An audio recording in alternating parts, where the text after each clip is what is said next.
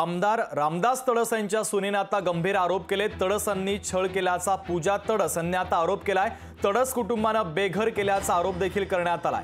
तर ऐन निवडणुकीमध्ये रामदास तडस यांच्यावर आरोप करण्यात आले। पूजा तडस यांनी या संदर्भातले गंभीर आरोप केलेले आहे आणि त्यामुळे आता चर्चांना उधाण आल्याचं पाहायला मिळतंय। रामदास तडस यांच्या सुनेने आता गंभीर आरोप केले असून तडसांनी छळ केल्याचा आरोप आता पूजा तडस यांनी केलेला आहे। तर तडस कुटुंबानं बेघर केल्याचा आरोपही त्यांनी केलाय। ऐन निवडणुकीमध्ये रामदास तडस यांच्यावर आरोप करण्यात आल्यानं तर या संदर्भातल्या चर्चांना आता उधाण आलेलं आहे। तर पूजा तडस यांनी रामदास तडस यांच्यावर काही गंभीर स्वरूपाचे आरोप केलेले आहेत।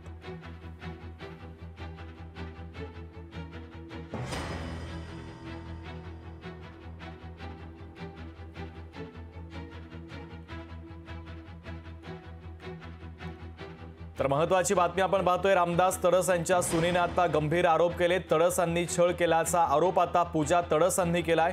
तर तडस कुटुंबानं बेघर केल्याचा आरोपही करण्यात आलाय। मोदी का परिवार और अगर सभी लोग मोदी के परिवार के लोग हैं तो मोदी जी ने परिवार प्रमुख के तहत स्वयं यह निर्णय लेना चाहिए कि हम उनको प्रत्याशी के रूप में खड़ा नहीं करेंगे। हा न्याय खरं तर मोदीजींनी आधी दिला पाहिजे, कारण ते परिवार प्रमुख आहेत। परिवार ही संकल्पना त्यांनी आणलेली आहे। हा भाग वेगळा की जशोदा काकींच्या सोबतचं नातंच ते नाकारतात, तर बाकीच्यांचं काय सोडून द्या, आम्हाला त्यावर जायचं नाहीये। परंतु मला असं वाटतं की तडसांची उमेदवारी ही नैतिकता म्हणून, नीतिमत्ता म्हणून, योग्य अयोग्य आणि सत्सद विवेक म्हणून मोदीजींनी मुळात ती उमेदवारी रद्द केली पाहिजे।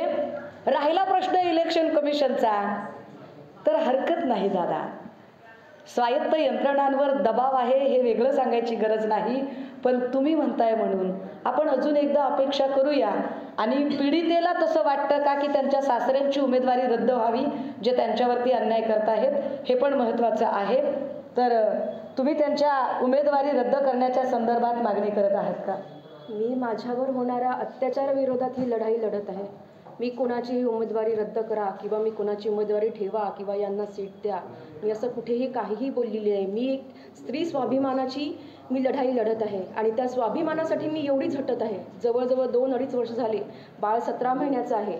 कुठेतरी मला न्याय मिळावा। आणि जर ते म्हणतात की वुमन एम्पॉवरमेंट, तर तुम्ही आधी घरातल्या स्त्रियांना न्याय द्या, त्यानंतर तुम्ही समाजातल्या स्त्रियांपर्यंत पोहोचा। बस माझं एक छोटीशी या उत्तरावरून अजून एक गोष्ट स्पष्ट होते की इथे पक्षीय राजकारणाचा विषय नाही, इथे परिवार, मोदीजींचा परिवार मोदीजी वाचवणार आहेत का, त्या परिवारातल्या एका लेकीला ते न्याय देतील का? 20 तारखेला वर्ध्याला आल्यावर मोदीजींनी हा परिवारातला तंटा सोडवावा आणि त्या लेकीला न्याय द्यावा, मग त्यांनी बाकीची भाषणबाजी आणि प्रचार फेरी करावी।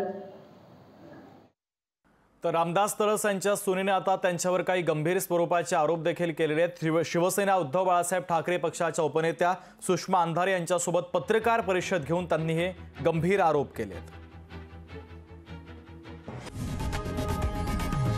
लोकशाही मराठी ऐका, पहा, जागरूक रहा।